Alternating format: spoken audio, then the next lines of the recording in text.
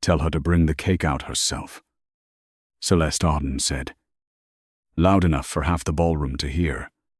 I was standing behind the service doors of the Aurelia Hotel with powdered sugar on my sleeve and a silver bracelet biting into my wrist, staring at the 6-tier wedding cake I'd built with my own hands.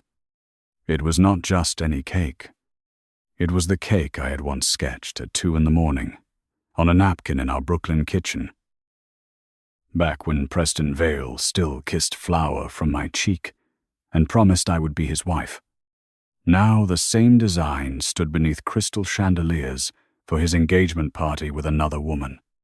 White fondant, gold, leaf, pomegranate blossoms. Even the tiny cracked silver charm hidden near the base was copied from my mother's bracelet. My throat closed before I could breathe. Then Preston's voice floated through the speakers, smooth and amused. Come on, Mare, don't be shy. Let everyone see the woman behind the dessert. For one insane second, I thought there had been a mistake. I had been hired through a private booking agency under a fake client name. Paid in advance. Told the bride wanted absolute discretion. I had spent 3 nights without sleep tempering chocolate, piping lace, shaping sugar flowers so delicate they trembled when the kitchen vents turned on. Nobody said Preston Vale would be here. Nobody said the woman he left me for would be wearing a diamond the size of a hotel key. But when the service doors opened and 2 waiters pushed the cake into the ballroom, every head turned toward me, as if the real entertainment had finally arrived. Celeste stood beside Preston in a champagne silk gown, her blonde hair falling in perfect waves, her smile soft enough to look innocent from a distance and sharp enough to cut me up close. She lifted her glass toward me and said, "There she is, the ex-fiancée. How brave of you to come." The ballroom went quiet in the cruel way rich rooms go quiet. Not because people are shocked, but because they do not want to miss a single humiliation. I felt camera lenses rising, phone screens glowing. A senator's wife leaned toward her friend. A fashion editor covered her mouth, pretending not to smile. Preston stood at the center of it all, in his black tuxedo. Dull, handsome, polished into the kind of man magazines called self-made. No one in that room knew I had built the first Wit and Vale menu from a rented kitchen with a broken oven. No one knew I had sold my grandmother's ring to pay for his first investor dinner. No one knew he used to panic before meetings and whisper, "Mada, tell me what to say," while I fixed his tie. They only saw me now. A plus-size woman in a plain black catering dress, standing beneath chandeliers that made every stain, every breath, every ounce of shame visible. Celeste drifted closer, still smiling for the cameras. "I hope this isn't awkward," she said. Though every word was designed to make it exactly that. Preston told me you were very involved in the early days. Emotionally. I mean, a few people laughed. My hands curled around the edge of the serving table. Preston looked at me with the expression he used when he wanted me to calm down before I embarrassed him. It was the same look he had given me the night he ended our engagement in his mother's sunroom, when he said marriage was also branding, and branding required discipline. Celeste placed one manicured hand on the cake stand. "Is it true?" she asked, her voice turning honey-sweet. "That this was supposed to be your wedding cake first?" The room inhaled. I could have denied it. I could have lied. But my silence did the work for them. Preston gave a small laugh and took the microphone from the host. "Let's not make this dramatic," he said, as if he had not arranged the stage. "The witnesses, The wound. Mara has always had a big heart. He paused, just long enough for the word big to land. A ripple of laughter moved through the tables. My face burned so hot I thought I might faint. He looked at Celeste, then back at me, and something cold passed through his eyes. Some relationships teach you what love is. Others teach you what you can't carry into the future. Celeste lowered her lashes. Performing sympathy. Preston, she murmured. Don't. But she wanted him to. Everyone could hear that she wanted him to. Then she turned to me and said, People online are cruel. Mare. They'll say he left because you didn't fit the dress. I told him that couldn't be true. The worst thing was not the question. It was Preston's silence afterward. He could have stopped it. He could have said one decent sentence after 7 years of me loving him through failure. Debt, panic attacks, and ambition too large for his own spine. Instead, he lifted the champagne and smiled. I said what everyone was thinking. He said softly into the microphone. The room burst into uneasy laughter. The kind people use when they want permission to be cruel. My body went still. Not weak. Not shaking anymore. Just still. As if some part of me had stepped backward from the pain and watched it happen from far away. Celeste tilted her glass, and champagne spilled down the front of my black dress in a cold golden sheet. Oops, she whispered. But her eyes were bright with victory. Somewhere, near the back of the room, a man in a dark suit stopped moving. I did not know his name then. I only knew people made space around him without being asked. He stood near the bar beneath a wall of amber light, broad-shouldered, black-haired, with a face carved into calm, so complete it felt dangerous. Unlike the others, he was not laughing. He was looking at my wrist, at the cracked silver pomegranate charm half hidden beneath my sleeve. The same bracelet Preston once called cheap. The same bracelet my mother had pressed into my palm before she died. Telling me some things only looked fragile because they had survived too much. I stepped back from Celeste, from Preston, from the cake that had been stolen twice, and my heel caught on the hem of my wet dress. The man reached out before I fell. His hand closed around my elbow. Steady. Warm. Controlled. I looked up at him and realized his eyes were not soft. They were furious. I'm sorry, I whispered. Because humiliation teaches you to apologize, even when you are the one bleeding. He did not let go of my elbow. For what he asked, his voice was low, almost gentle. But the men near him stiffened as if they had heard a gun being loaded. I tried to pull myself together. I tried to say I was fine. Because that Void had said for years while Preston corrected my clothes. My laugh.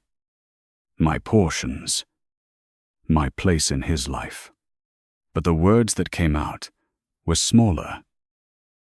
Oljer. More honest than anything I had allowed myself to say. My ex said I was too fat. The man's gaze moved from my face to Preston. Then to Celeste. Then to the crowd, still pretending this was harmless entertainment. Something changed in the air. Not loudly. Not dramatically. But every person close enough to see his expression stopped smiling. Preston noticed too late. Don't you? He said, forcing charm into his voice as he stepped off the stage. This is a private misunderstanding. Mara can be emotional.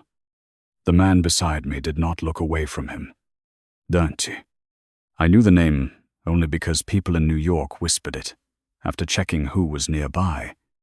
Dante Rossetti owned restaurants that never failed, hotels that never had vacancies, shipping companies no one questioned, and debts no one survived.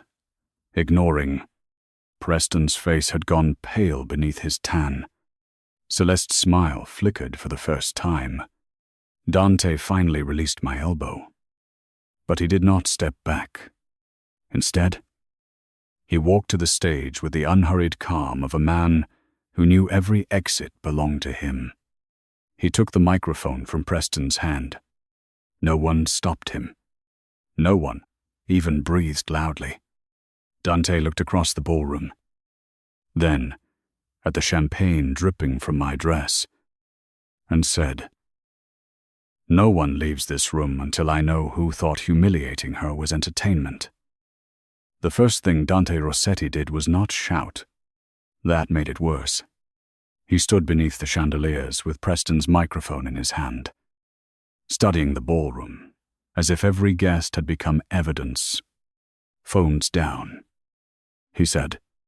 2 words, quiet enough that the people near the back leaned forward to hear them. But every glowing screen lowered at once. Preston tried to laugh, but the sound cracked before it became convincing. "Don't you? Really? This is unnecessary. Mara and I have history. She's sensitive." I hated that word more than the champagne soaking through my dress. Sensitive meant I had imagined the insult.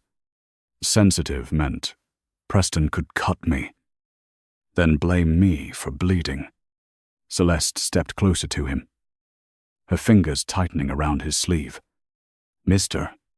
Rossetti, please," she said, all soft concern again.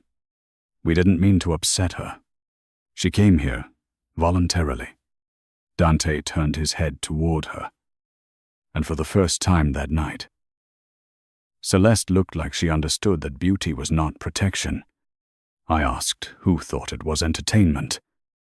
Dante said, "Not who wrote the excuse." Nobody answered. A waiter shifted near the wall and immediately froze when one of Dante's men glanced at him. I stood near the ruined cake, arms wrapped across my wet chest, wishing the floor would open and swallow me before I had to watch powerful people decide whether my humiliation was inconvenient enough to matter.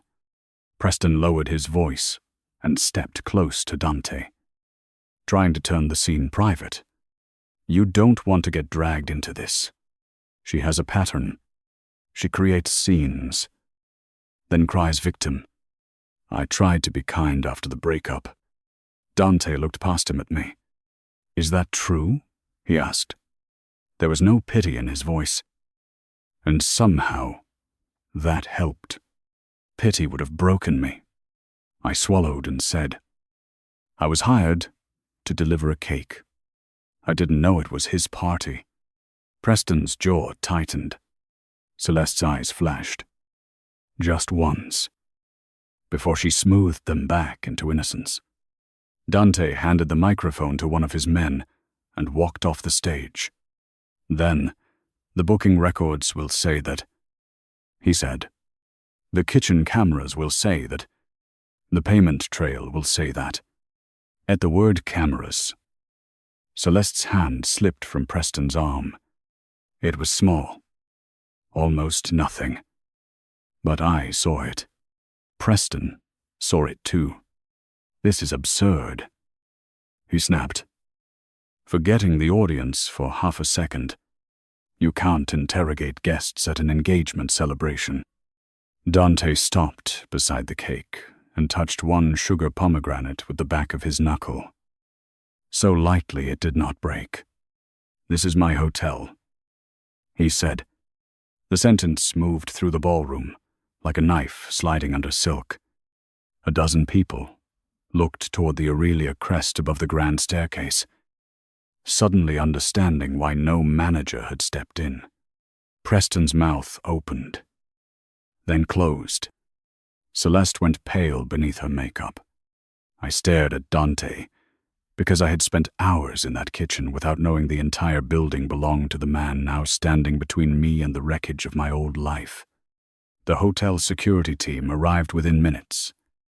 Not in a dramatic rush, but in a silent formation that made the party feel less like a celebration and more like a crime scene.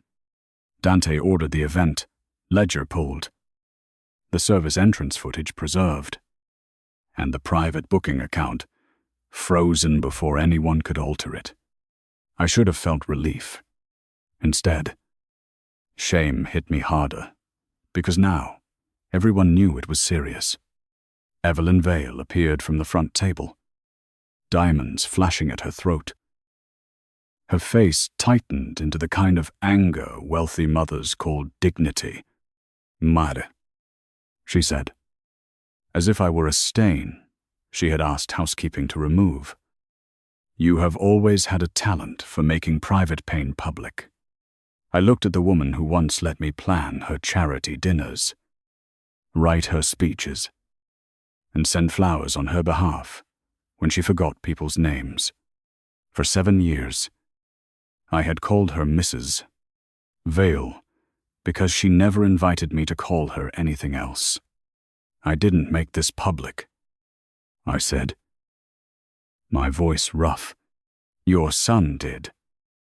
Evelyn's eyes narrowed. Preston moved quickly then. Not toward me, but toward the cameras. He knew exactly where the danger was.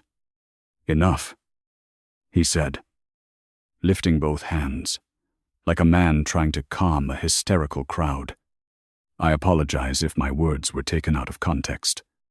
Mara and I shared a difficult chapter, but I wish her well. His tone was perfect. Varm, regretful, presidential. I could almost see the headline forming before the night was over. "Generous heir handles unstable ex with grace." Celeste stepped beside him and placed one hand over her heart. "I support all women," she said softly. "Every body, every story. I would never intentionally shame anyone." The lie was so polished it almost glittered.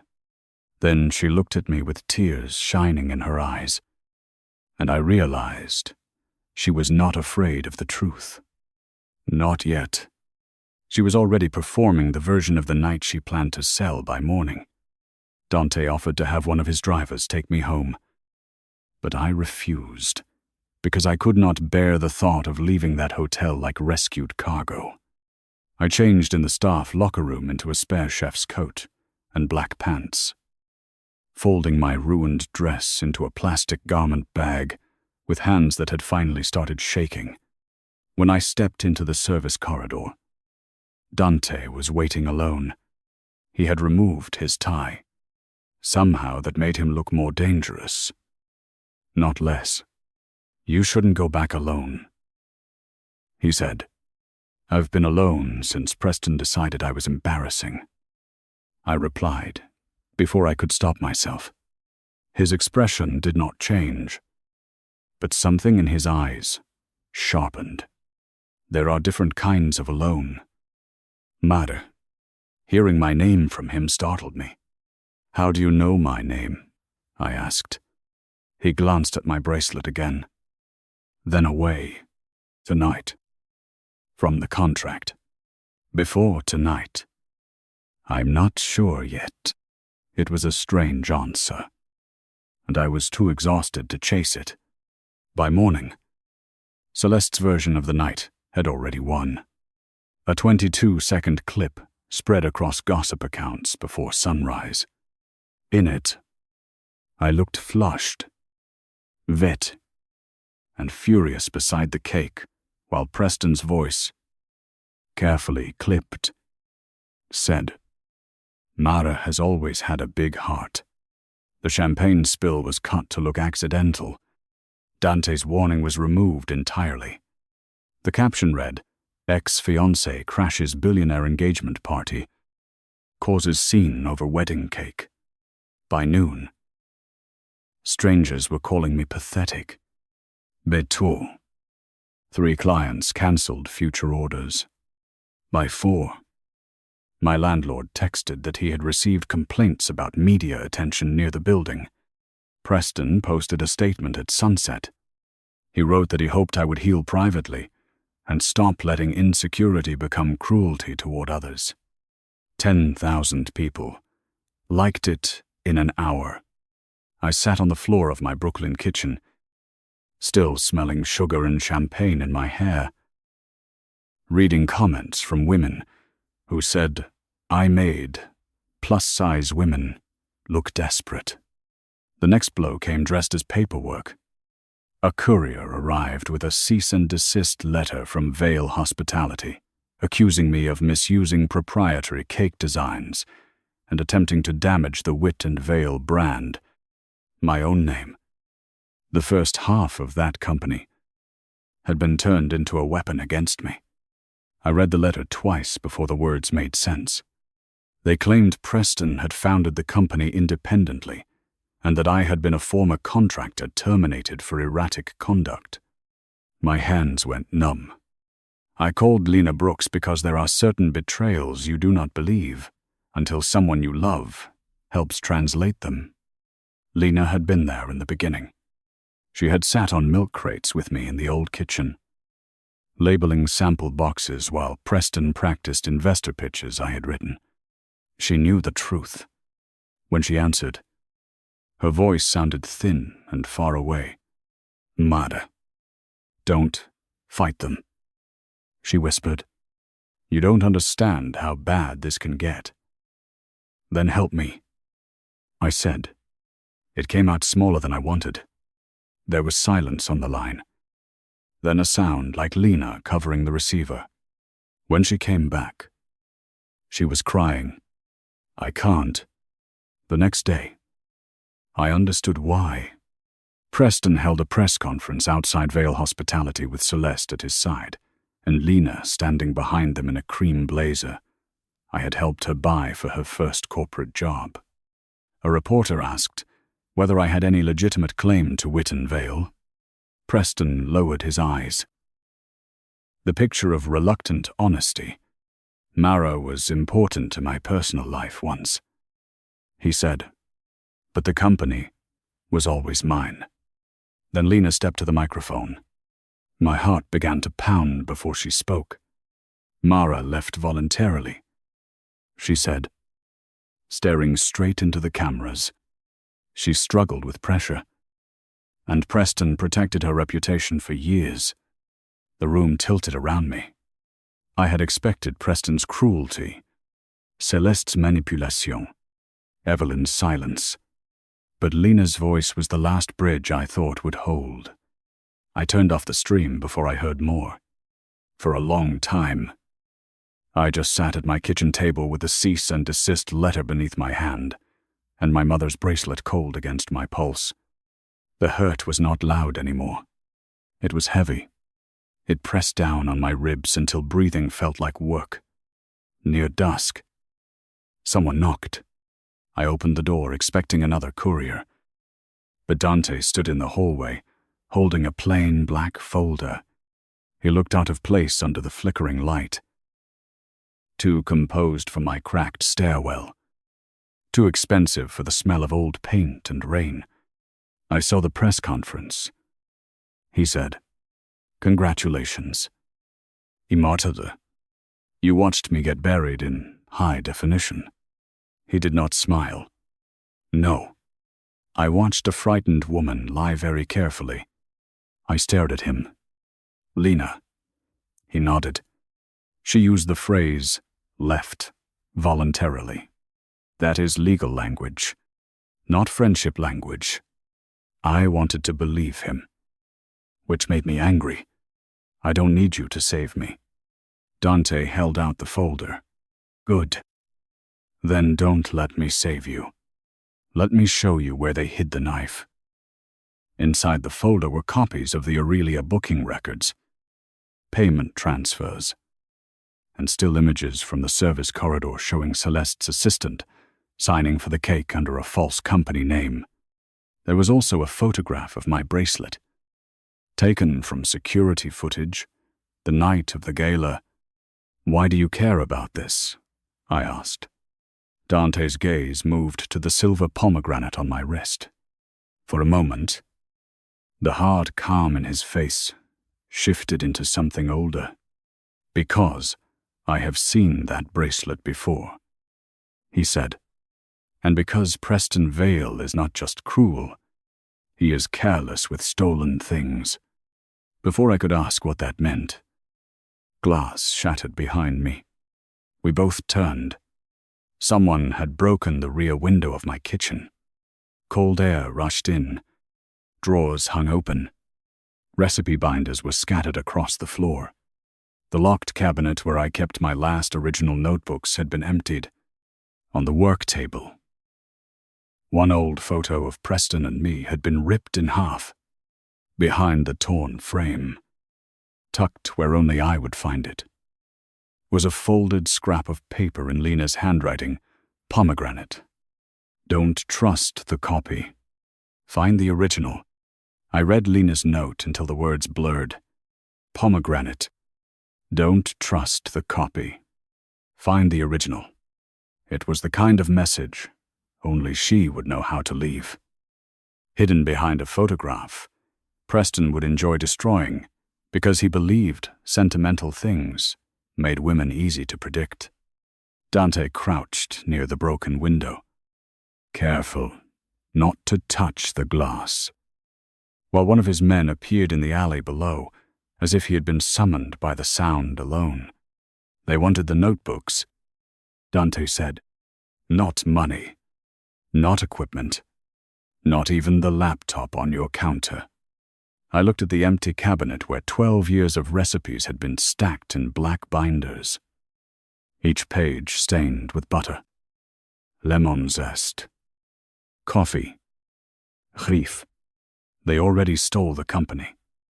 I said, "Why steal paper too?" Dante stood, his face unreadable. "Because paper has dates, handwriting, corrections, proof that something existed before they claimed it did." I pressed Lena's note against my palm, feeling the sharp fold bite my skin. Pomegranate was my archive name. I whispered, "A private backup from the old kitchen." I thought it was gone. The archive had started as a joke between my mother and me, before cancer turned her hands too weak to knead dough. She used to say pomegranates looked like plain, a stubborn fruit, until you broke them open and found jewels inside. After she died, I named my recipe backup Pomegranate because every file felt like something I was saving from darkness. Preston knew about it, or at least he knew enough to mock it. "You and your little secret fruit vault," he used to say when I stayed up scanning contracts and sketching menus. But I had built it before Wit and Vale became anything worth stealing. Before lawyers, investors, private dining rooms, and Preston's sudden belief that my name sounded too domestic beside his. The password had been based on my bracelet, not the charm itself, but the numbers engraved inside by my mother, a date, a street address, and 3 initials only, I understood. I touched the cracked silver pomegranate and felt, for the first time since the gala, not shame, but direction. Dante took me to the Aurelia, through a private entrance beneath the loading dock. The same way staff moved unseen, while guests above us drank champagne beneath painted ceilings. His security chief, Marco, walked 2 steps behind us, carrying the black folder and a sealed evidence bag with Lena's note inside. "You're not afraid of walking into your own hotel with me?" I asked. Mostly because silence made me hear the break-in again. Dante glanced at me. "People are afraid of what they can't afford to offend.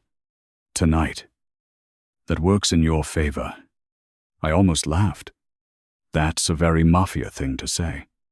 His mouth moved like he might have smiled if he had learned how in a different life It's a very New York thing to say. We entered a private elevator. The mirrored walls reflected a woman in a wrinkled chef's coat, hair falling loose, eyes swollen from 2 days of not sleeping.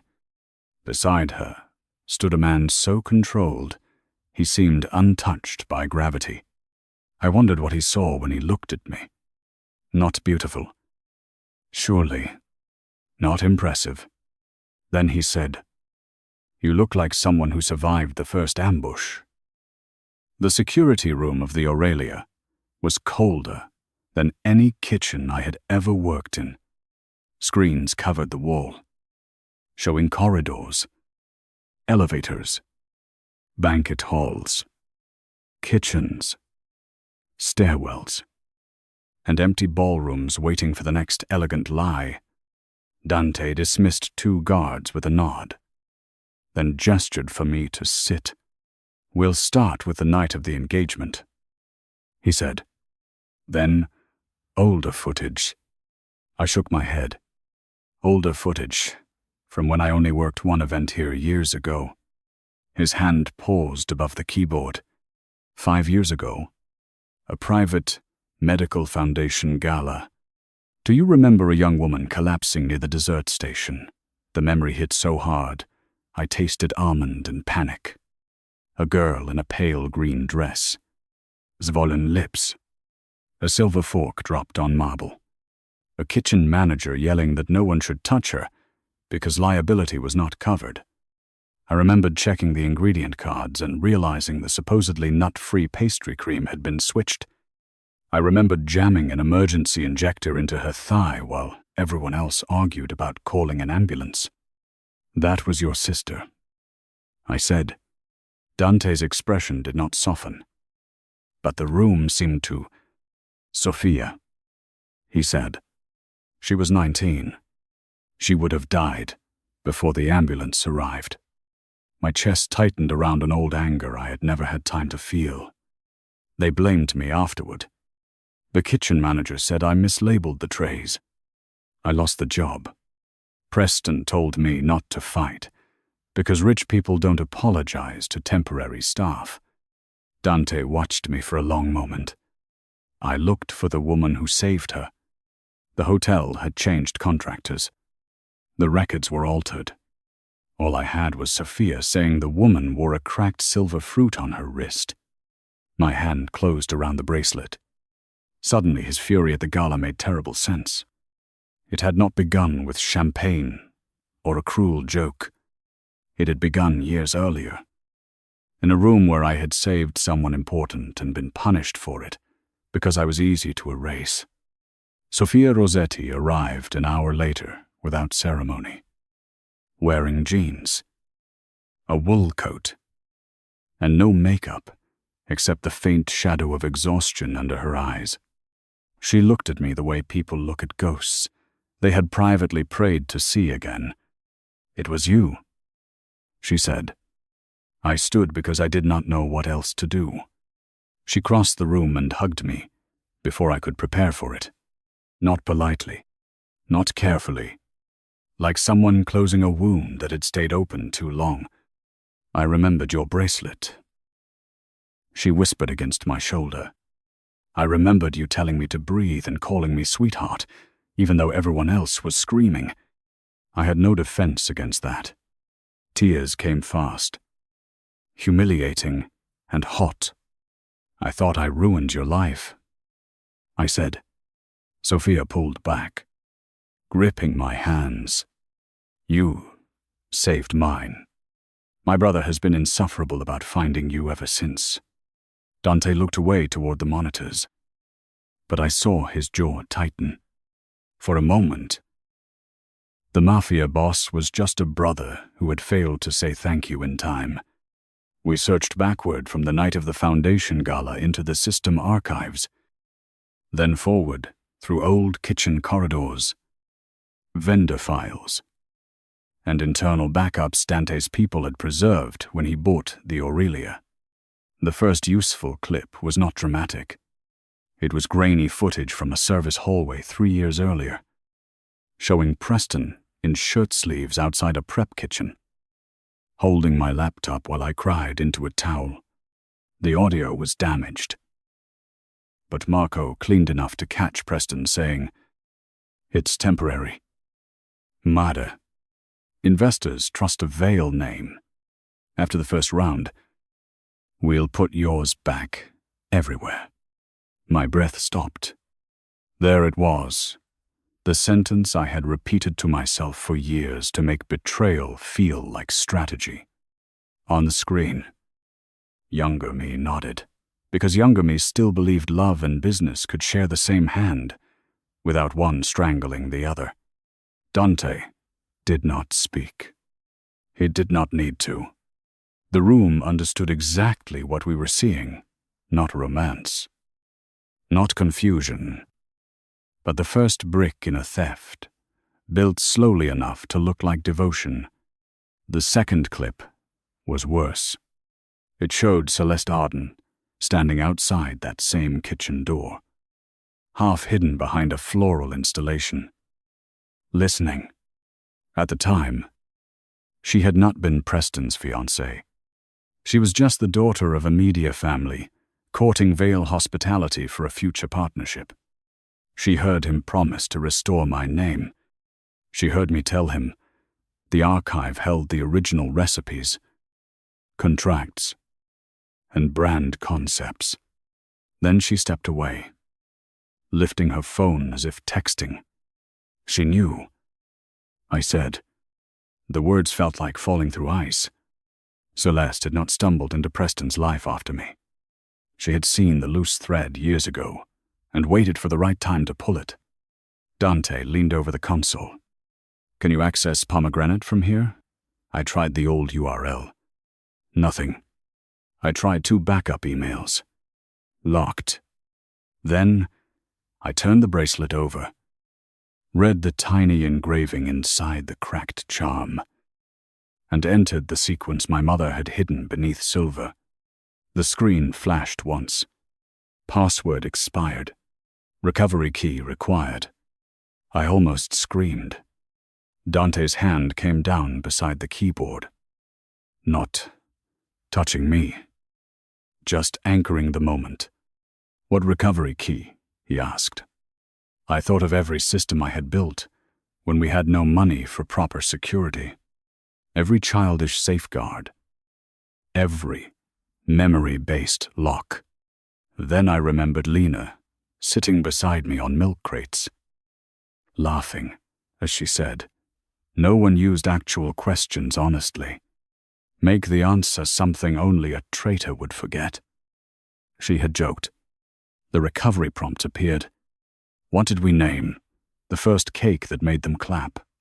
My fingers hovered above the keys. Preston would have guessed Pomegranate. Celeste might have guessed the client's name. But the first cake that made investors clap had a private name, because it collapsed twice before it worked. I typed, "The Ugly Duchess." The archive opened. Folders bloomed across the screen. Dated years before Preston filed his first corporate claim. Recipes. Sketches. Vendor invoices. Investor scripts. Voice memos. Contracts with my initials in the metadata, like seeds under glass. For the first time, I understood why they were afraid. The archive was not just proof I had created desserts. It was proof I had created the company's identity. A menu? Its client language. Its expansion plan. Even the pitch Preston used to raise his first million. One folder was marked Transfer Drafts. Inside were 3 versions of a contract I had never signed, each with small changes designed to move ownership from me to Preston. The final version bore my electronic signature, but the timestamp placed it at 9:14 p.m. on a night I had been in an emergency room with my landlord after he fell down the stairs. Lena had driven me there.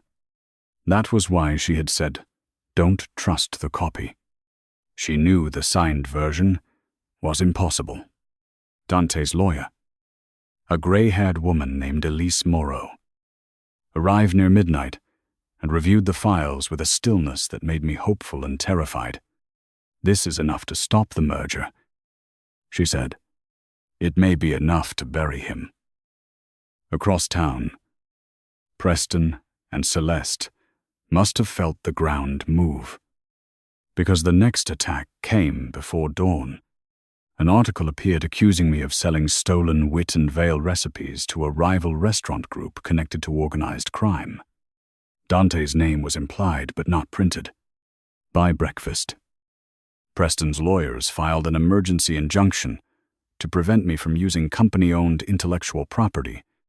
Celeste posted a video with trembling lips, saying she feared for her safety, but refused to be bullied by people who weaponize insecurity. She was magnificent at being false. Evelyn Vale gave a quote about unstable former employees. But this time, I did not sit on the floor and read comments until I hated myself. I stood in Dante's security room, wearing yesterday's clothes, my mother's bracelet open beside the keyboard, and watched their lies arrive exactly where we expected them. Dante looked at me. "They're escalating because they know you found something." I closed the archive and said, "Then let them invite everyone to watch me lose." Preston did exactly that. By noon, an invitation landed in my email. Cold and elegant, embossed with the Vale crest. He was moving forward with the public merger signing at the Harlow Club. 3 nights from then, and I was being formally summoned as a disputed claimant so his legal team could present evidence of my alleged fraud. It was meant to frighten me into disappearing. A year ago, it would have worked. Maybe even a week ago. But I thought of Celeste Champagne, Preston's smile, Lena's forced lie, Sophia's arms around me, my mother's silver bracelet, and the younger version of me nodding on camera while the man I loved quietly stole my future. My voice did not shake when I handed the invitation to Dante. "He wants a public ending," I said. Dante's eyes met mine, dark and steady. "Then we give him one." The Harlow Club did not look like a place where people destroyed lives. It looked like old money, pretending it had never touched anything dirty. Marble columns rose toward a painted ceiling. Waiters moved like shadows with silver trays, and the city glittered beyond the tall windows as if New York itself had dressed up to watch me be erased. Preston had chosen the venue carefully. No hotel cameras owned by Dante. No kitchen corridors where truth could hide in old files. No staff who remembered me before I became inconvenient. He wanted neutral ground. But nothing in that room was neutral. Arden media banners framed the stage. Vale Hospitality's crest gleamed on the podium. Reporters sat in the front row. Investors behind them. Socialites along the sides. All waiting for the scandalous ex-fiancé to be publicly corrected. I walked in, wearing a simple, black dress. My repaired silver pomegranate bracelet on my wrist. And every whisper followed me, like a blade dragged across glass. Preston saw me first. For half a second, the smile left his face, and I saw the boy he used to be before ambition taught him cruelty was cheaper than courage. Then Celeste touched his arm, and the mask returned. She wore white again. Of course, soft and spotless beneath the lights. A woman built for sympathy. Evelyn Vale sat near the stage, with her ankles crossed and her chin lifted, as if posture alone could turn theft into pedigree. Lena stood at the edge of the room beside Vale's legal team. Pale, rigid, and unable to meet my eyes. My chest tightened, but I did not look away from her. If she had left me the note, then she had chosen a dangerous kind of help. If she had trapped me, then tonight would finish what the gala started. Dante entered 5 steps behind me with Elise Moreau and Sophia Rossetti beside him. Not like a savior, making an entrance, but like a storm deciding which roof to remove first. Preston began with charm, because charm had always been his favorite weapon. He thanked the investors, praised the Arden family, spoke about legacy, innovation, resilience, and the importance of protecting creative work from bad faith actors. Every phrase was clean enough for a press release, and poisonous enough for me to feel it in my teeth. Then he looked toward me with rehearsed sadness. I did not want this private matter to become public, he said. While standing on a stage he had built for that exact purpose. But when someone attempts to rewrite history, exploit a past relationship, and weaponize personal insecurity against a company hundreds of people depend on, silence becomes irresponsible. Cameras turned toward me. My fingers brushed the bracelet. I remembered my mother saying pomegranates held jewels because they survived being split open. Preston gestured to the screen behind him. Today, we will present the facts. Not emotion, not obsession. Facts.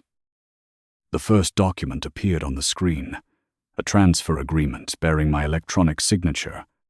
Preston's lawyer, a narrow-faced man named Whitcomb, explained that I had willingly relinquished all claims to Whit and Vale years earlier in exchange for a private settlement.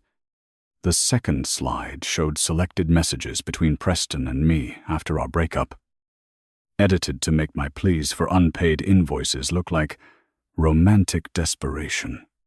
The third was a clip from the gala. The same trimmed footage where I looked wet, angry, and unstable beside the cake. Murmurs moved through the room. Celeste lowered her eyes as if the sight pained her. "We have compassion for Mara," she said, when Preston handed her the microphone. But compassion cannot excuse harassment, theft, or public intimidation. I almost admired the performance. Almost. Then Whitcomb announced they had evidence I had accessed company recipes illegally after the engagement party. He smiled toward the press table and said, "Miss Whitlock may now explain why stolen property was found in her possession." I stood before I was called. The room shifted. Surprised that I did not wait for permission, Preston's smile tightened. "Mar," he said gently, "you don't have to embarrass yourself further." His mistake was thinking embarrassment still had power over me. "You're right," I said. My voice sounded calm. Even to me. "I don't." I walked to the aisle, not the stage, because I did not want to stand where he had arranged the lights.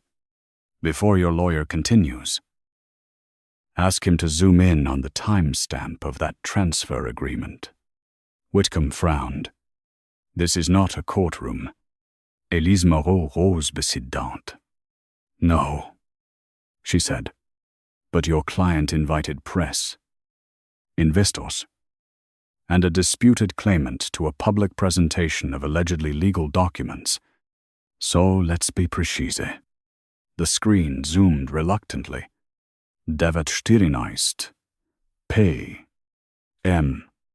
The date glowed behind Preston like a fuse. I turned toward Lena. Where was I at? 914 that night. Lena's lips trembled. Preston snapped, "Don't answer that." The room heard him. That was the first crack. Lena closed her eyes. And when she opened them, a fear was still there, but something stronger stood behind it. She was at St. Mary's emergency room, Lena said, with Mr. Alvarez, her landlord. I drove her there. She didn't sign anything that night. Evelyn rose so fast, her chair scraped the floor. Lena, remember your obligations. Dante's voice cut across the room. Quiet and merciless. Careful. Mrs. Val. Threats sound different when microphones are on. Evelyn Froze. A few reporters leaned forward. Whitcomb tried to regain control, insisting that witness memory was unreliable, that electronic signatures carried legal weight, that desperate people invented convenient stories. Then, Elise lifted a small drive. That would be persuasive, she said. If the signature metadata matched the device history, it does not. The signature was applied from an IP address registered to Vale Hospitality's executive office, while Miss Whitlock was on hospital security footage across town. The screen went black. Preston turned toward his technician. Suddenly less handsome, Dante did not move quickly. He did not need to. Marco stepped to the control booth, spoke one sentence to the technician, and the screen behind Preston changed. Not to our file first, to the original gala footage. The room watched Celeste's assistant sign the cake order under a false company name. They watched Celeste angle her champagne glass deliberately before spilling it down my dress. They watched Preston lean toward her before the humiliation and whisper, "Make sure she reacts. We need her unstable before she files anything." The sound quality was perfect. Celeste made a small noise, like a breath being strangled. Preston lunged toward the control booth, but 2 security officers blocked him. "This is illegal," he shouted. Dante finally smiled, and it was the coldest expression I had ever seen. "Your fiancé staged it in my hotel," he said. "My cameras were simply more loyal than your guests." Then came the older footage. Younger Preston appeared on the screen outside, the Aurelia Prep kitchen, holding my laptop, promising me that putting his name forward was temporary because investors trusted a Vale. My younger self stood there with flour on my sleeve and love in my eyes, nodding at the man who was already learning how to steal without raising his voice. A murmur spread through the investors. Different from before. Not gossip now. Calculation. Damage control. The next clip showed Celeste listening outside the door years before she claimed she had never known me. The next file opened the Pomegranate Archive sketches, dated before Wit and Vale existed. Recipes with my initials, embedded in metadata. Investor script in my writing. Vendor invoices, paid from my personal account. Elise narrated each item with surgical calm.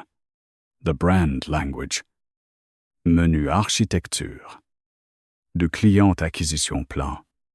Flagship dessert line. And founding presentation. All originated from Miss Whitlock's archive. The alleged corporate originals were created later from copied files. Preston tried one last time to save himself by becoming wounded. "Mad," he said, stepping toward me with his hands open, as if the room might mistake performance for remorse. "We were young. We built things together. You know, business gets complicated. Don't let Rossetti use you to attack my family." There it was, the old spell. Make me responsible for his consequences. Make my anger look like someone else's manipulation. For 7 years. That voice had made me soften. That night, it made me clear. I walked to the stage, removed my bracelet, and held it beneath the light. "You called this cheap," I said, Celeste copied it for the cake because she thought it was pathetic that I kept wearing something broken. But my mother put a number inside this charm before she died. And that number opened. The archive you forgot existed. I laid the bracelet beside Elisa's folder. You didn't leave me because I was too fat. Preston, you left because I knew what you were before everyone else did. Evelyn's voice appeared next. Not on camera, at first. Only an audio, recovered from a boardroom, recording Lena had helped preserve. The girl created the bones of it. Evelyn said, cold and bored. But no one will believe a fat baker over my son once the papers are clean. The room went completely silent. No coughs. No whispers. No polite shifting of chairs. Just silence. Thick and final. Evelyn sat down slowly. Her face drained of blood. Celeste backed away from Preston, as if distance could rewrite partnership. Sophia stepped forward then, her voice steady as she told the room how I had saved her life years earlier and been blamed for the incident because the hotel's contractor had wanted an easy scapegoat. Mara Whitlock did not chase power. Sophia said, power kept stealing from her because it assumed she would stay quiet. For the first time all night, I felt the room looking at me without laughing. The merger died before anyone announced it. I saw it happen in glances, an investor closing his folder, an Arden executive whispering urgently into a phone, reporters typing so fast their nails clicked like rain. Preston stood beneath his own ruined logo, surrounded by every fact he had called impossible. Celeste tried to leave through a side door, but Marco stopped her with a printed packet of messages between her assistant, the gossip accounts, and the blogger who had called me unstable for money. Evelyn demanded her driver, but Dante's lawyer informed her that regulatory investigators had already received copies of the files. Preston looked at me then, truly looked, with no microphone to protect him. Mara, he said, and my name in his mouth sounded like something he had lost the right to touch. I did not answer. Dante stood nearby, but he did not step in. He understood before Preston did that this moment belonged to me. I picked up my bracelet, fastened it around my wrist, and walked out while the first headline went live behind me. By morning, everyone in New York seemed to know my name. But for the first time, they were not laughing at it. The headlines that had called me unstable now used words like founder, fraude, stolen legacy, and Vale scandal. Reporters camped outside Vale Hospitality. Investors pulled out before breakfast. Arden Media released a statement pretending Celeste had acted independently, which meant her own family cut her loose with the same clean cruelty she had once used on me. Preston's merger collapsed so publicly that financial anchors replayed the moment his face changed when the archive opened. Evelyn resigned from the family board for personal reasons. Though Elise told me regulatory investigators had already requested her communications, I should have felt triumphant. Part of me did. But victory after humiliation is not fireworks. Sometimes it is just waking up without a knife in your chest and realizing you have survived long enough for the truth to have a voice. I did not go to Dante's hotel that morning. I went back to the Brooklyn kitchen where everything had begun, stepping carefully over the repaired window frame and the places where my recipe binders used to sit. The room smelled of dust, sugar, and old fear. For years, I had believed this kitchen was proof of failure. The place I returned to after Preston outgrew me. Now I saw it differently. This was where I had created everything they stole. This was where I had worked while Preston slept. where Lena and I laughed over collapsed cakes, where my mother's bracelet clicked against mixing bowls as if keeping time. I opened the cabinet they had emptied and placed one printed copy of the Pomegranate Archive inside, not because I needed paper anymore, but because I wanted one piece of the truth to live where the lie had started. Then someone knocked on the front door, and my body knew who it was before my mind did. Preston stood outside without a driver, without a lawyer, without the clean armor of a tailored suit. His coat was wrinkled, his hair damp from rain, his face gray with a sleeplessness money could not fix. For one cruel second, I saw the young man I had loved, the one who used to burn toast and pretend it was rustic, the one who cried into my shoulder after his father called him useless. Then he looked at me with those same beautiful, selfish eyes and said, "Mare, I lost everything. Not I hurt you. Not I lied. Not istole. I lost."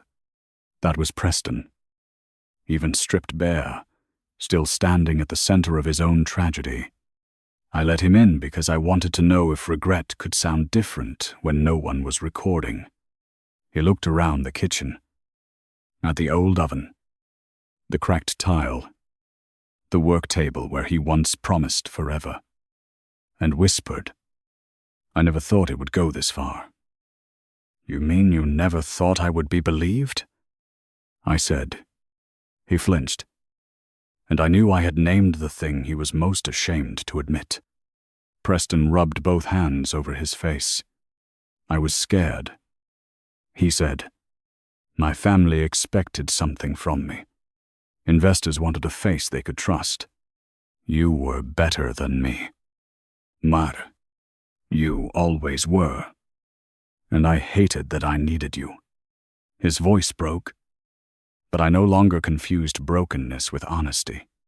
Tears had fooled me before. "So you punished me for making you possible," I said. He reached into his pocket and pulled out the engagement ring I had returned years earlier. The diamond Evelyn once called, "tasteful enough for your hand." He placed it on the table between us, like an offering. "I loved you," he said. "I know I destroyed it, but I loved you." I looked at the ring, then at the man who had mistaken possession for love.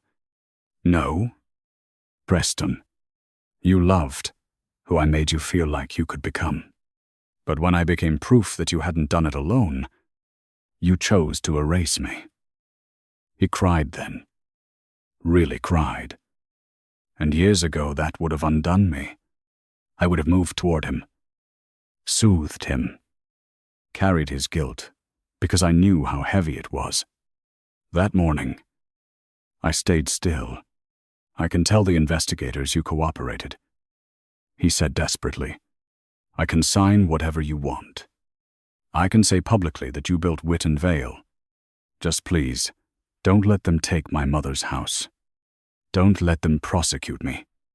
There it was again. The old shape of his love apology as negotiation. I walked to the cabinet, took out a small velvet box, and returned the ring to it. "You are going to sign everything because it is mine," I said. "You are going to tell the truth because you lied. What happens after that will not be my mercy or my revenge. It will be the consequence you spent 7 years earning." He stared at me, as if I had become someone he did not recognize. Maybe I had. Maybe that was the best thing he had ever given me by accident. Lena came 3 days later. After giving a sworn statement to Elise and the investigators, she waited outside the kitchen for 20 minutes before knocking. And when I opened the door, she looked smaller than I remembered. "He had my brother's debt," she said before I asked. "Preston bought it. He said if I contradicted him, my brother would go to prison and my mother would lose the house. I thought if I used legal phrases, if I left you the note, you would understand. Her voice cracked. That's not an excuse. I know it isn't. I wanted to hug her because part of me still remembered milk crates, failed buttercream, and 2 brokers streaming louder than the refrigerator. But another part of me remembered watching her stand behind Preston while the world called me pathetic. You saved evidence, I said. That matters. But you also let me believe I had no one left. Lena nodded, crying silently. I gave her a tissue. Not forgiveness. Be a witness. I told her, tell the whole truth. After that, we'll see what kind of people we are. Dante did not come to the kitchen until the contracts were signed. That was one thing I respected about him. He knew the difference between protection and ownership. When he finally arrived, he brought no flowers, no diamonds, no dramatic promise that I would never hurt again. He brought a manila folder containing the restored ownership documents, the injunction against Preston's use of my work, and a letter from Sophia offering to become the first investor in whatever I chose to build next. Wit and Vale is yours, Dante said. I looked at the name on the papers and felt nothing but exhaustion. Wit and Vale had been a dream once, but Preston had lived inside it too long. I don't want it, I said. Dante did not argue. He only waited. I touched the silver pomegranate on my wrist. My mother used to say ugly fruit could hide jewels. I want to call it Pomegranate House. For the first time, Dante's face changed into something almost like peace. Then Pomegranate House it is. The opening happened 6 months later in the same ballroom where Celeste had poured champagne down my dress. I chose the Aurelia not because Dante owned it, but because I refused to leave that room as a place where I had been small. The chandeliers were the same. The marble floor was the same. But the cake at the center of the room belonged to me now. 5 tiers. Deep ivory. Sugared pomegranate seeds. Silver leaves. And one tiny cracked charm sculpted at the base. Not hidden this time. Sophia stood near the front, glowing with pride. Lena stood near the back, invited as a witness to the new beginning, but not yet restored to the old place in my heart. Evelyn Vale did not come. Celeste was facing civil suits from the bloggers she had paid and then abandoned. Preston had signed a full confession as part of his legal proceedings. And the last photograph I saw of him showed him leaving court with his head down while nobody opened the car door for him. When it was time to speak, my hands shook, not from fear exactly, but from the weight of being seen without being mocked. I stood before chefs, investors, reporters, former clients, and women who had written to me saying they had heard the same insult in different rooms from different men. Dante stood near the side wall. Where he had stood the night, everything began. This time, he was not between me and the world. He was simply there, watching me choose my own place in it. I looked down at my bracelet, repaired, but still visibly cracked, and smiled. 6 months ago, I said, someone tried to turn my body into a punchline and my work into stolen property. For a long time, I thought the worst thing he said was that I was too fat. But the truth is, he was angry because I was too much to erase. The room went silent. Not cruelly, this time, but carefully, as if holding something precious. After the applause, after the cake was cut, after Sophia cried into a napkin and pretended she had allergies, I stepped onto the balcony for air. New York glittered below, restless and bright. Dante joined me without speaking.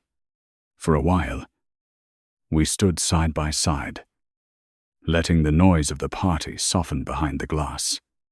"You know," I said, declaring war over one whispered sentence was a little dramatic. He looked at me, and this time, he did smile. "I had other reasons. Your sister," I said. "The theft."